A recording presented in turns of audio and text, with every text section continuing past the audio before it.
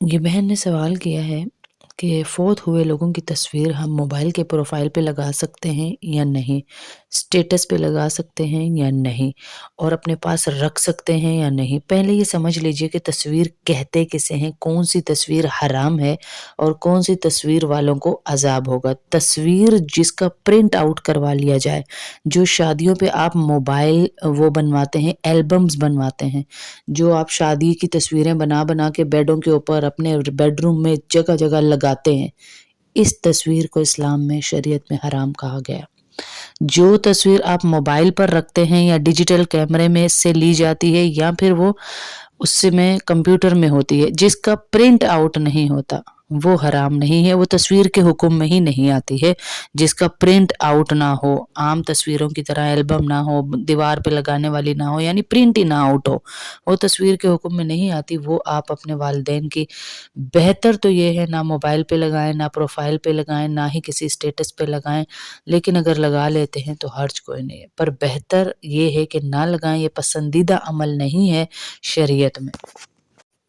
انہیں آپ سے کیا چاہیے؟ انہیں آپ سے چاہیے اب آپ جو ان کے لیے کوئی صدقہ جاریہ بنیے، کوئی چیز بھیجیے،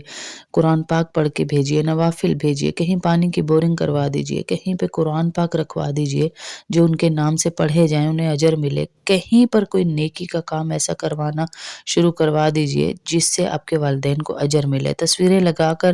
دیکھنے سے، بار بار دکھانے سے لوگوں کو کچھ بھی نہیں ہوگا، کیونکہ شریعت نے بار بار بتایا جا رہا ہے کہ غم کو ختم کرنے کا حکم دیا ہے۔ اور جب بھی آپ ان کی تصویر دیکھیں تو ان کے لیے 3 دفعہ سورہ اخلاص پڑھ دیں، ایک پورے قرآن کا ثواب جائے گا، یا پھر آیت الکرسی پڑھ دیں 4 دفعہ، یا 4 دفعہ آپ سورہ فاتحہ پڑھ دیں، یا جب ان کی یاد آئے اور تصویر دیکھیں تو یہ دعا کریں، یا اللہ میں جہاں جہاں دین کے کام کر رہی ہوں ان سب کا اجر جب تک کروں، زندہ رہوں، ان کو عطا کرتا رہے میرے والدین کو، اور میری تمام نیکیاں جب تک میں زندہ ہوں میرے والدین کو اس کا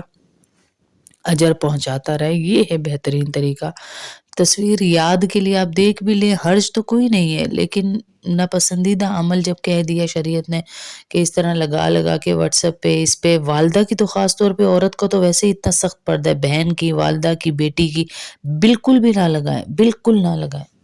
سے چلے جاتے اور ان کی تصویریں شیئر کرنا، بار بار بار بار ان کو ٹربیوٹ دینے کے لیے گھر میں پروگرامز رکھنا، اگر گانے والا تھا تو گانے گانا، اگر کسی چیز کو، ایسی بری چیز کو بھی پسند کرتا تھا تو وہ انعقاد کر کے، پارٹی رکھ کے اس کی بری چیز کو بھی پروموٹ کرنا،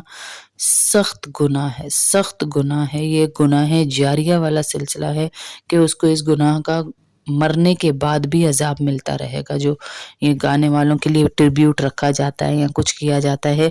یا آپ اپنے مرے ہوئے کی تصویریں لگا لگا کے پیچھے گانے لگا کے ٹک ٹاک پہ چلا دیں، ریل میں چلا دیں، تو یہ شدید والا گناہ ہے،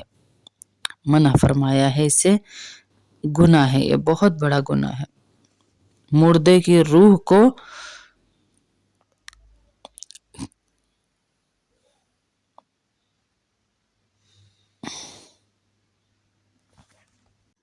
اور مرنے کے بعد میت کی تصویریں لینا بھی بہت گناہ ہے، میت کی بے حرمتی ہے۔ کوئی سو رہا ہو تو سونے کے بعد بھی کوئی نہیں چاہتا نا کہ ہماری تصویر لی جائے، تو اسی طرح مرے ہوئے کی تصویر لینا بھی جائز نہیں ہے، نہ لیا جائے۔ تو اکرام کا تقاضا یہ ہے کہ جیسے کسی کی میت ہو تو اس کے چہرے کو چھپا دیا جائے، اور کوئی قریبی دیکھنا چاہے تو دکھا کے دفن کیا جائے۔ تصویریں نہیں لینی چاہیے، نہ ہی پھیلانی چاہیے، چاہے وہ علماء کرام ہوں، چاہے مفتی ہو، چاہے کوئی بھی مشہور شخصیت ہو، پھر بھی نہیں لینی چاہیے۔